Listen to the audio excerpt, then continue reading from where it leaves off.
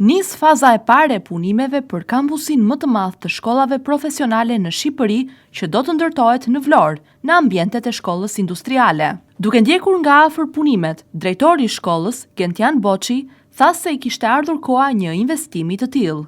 Faza e parë do të jetë ndërtimi i godinës së shkollës tregtare. Edhe baza prodhuese do të kalojë në rikonstruksion. Pas 4 vjetësh, Vlora do të ketë një kampus modern dhe profesional, thot Boçi. Është një projekt që ka rreth 4-5 vite që e diskutojmë bashkë me Ministrinë përkatëse, një projekt që besoj se i ka ardhur koha qytetit të Vlorës të ketë një projekt të tillë dhe një investim të tillë në arsimin profesional që është për mos thënë më i madh nga investimet më të mëdha në arsimin profesional në Shqipëri në vitet e fundit. Është një investim që ka faza të ndryshme. Faza e parë është ndërtimi i godinës të cilat do akomodohet në të ardhmen shkolla tregtare, i një godinë e lice të 2 shkollave dhe i një godinë të tretë e cila do jetë si punë, do jenë repartet e praktikave të shkollës tregtare. Po lart do ketë dhe ambiente të tjera të cilat do jenë në funksion të 2 shkollave, si klasa mësimore dhe ambiente të tjera që të shkojnë në funksion të një shkolle profesionale. Ka një fazë të dytë, një fazë të tretë ku do kaloj rekonstruksion total i shkollës industriale ekzistuese dhe aq më shumë një rekonstruksion total i ambienteve të bazës prodhuese. Shkolla i ka bërë gati të gjitha kërkesat, të gjitha nevojat që duhen për një periudhë 15 vjeçare për të mbuluar kërkesat, po edhe zhvillimin dhe ndryshimet e erëpaseshme të teknologjisë, pasi në kohët e sotme teknologjia është gjëja që ndryshon më shpejt nga të gjithë.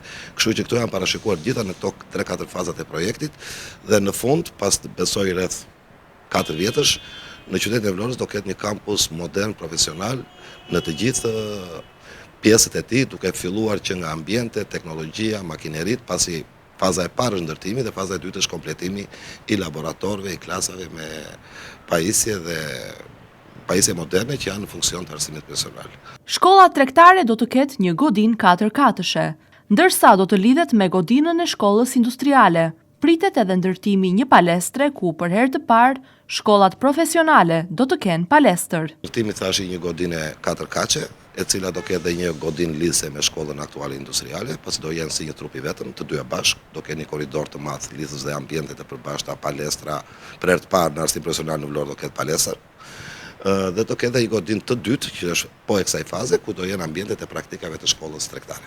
Boçi i thekson se gjatë punimeve nuk cënohet mësimi i shkollës industriale.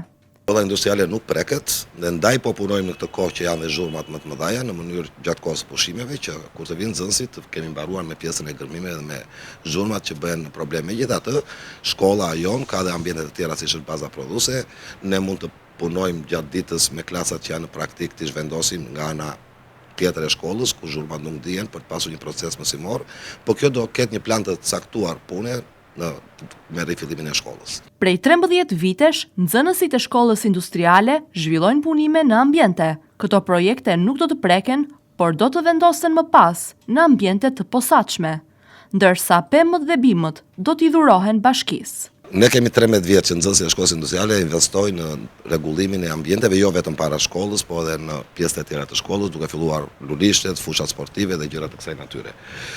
Jemi kujdesur që çdo punë nxënësish të mos preket, të hiqet dhe të magazinohet përkohësisht derisa të gjejmë në ambientet e reja të shkollës një vend të posaçëm dhe të përshtatshëm.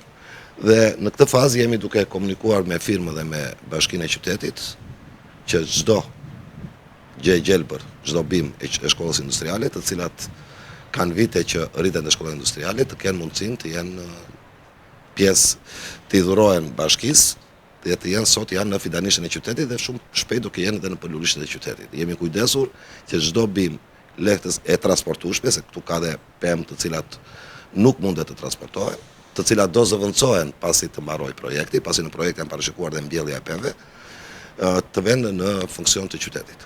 Projekti pritet që të zgjasë 4 deri në 5 vite dhe do të jetë një nga më bashkëkohorët që është zhvilluar në vend.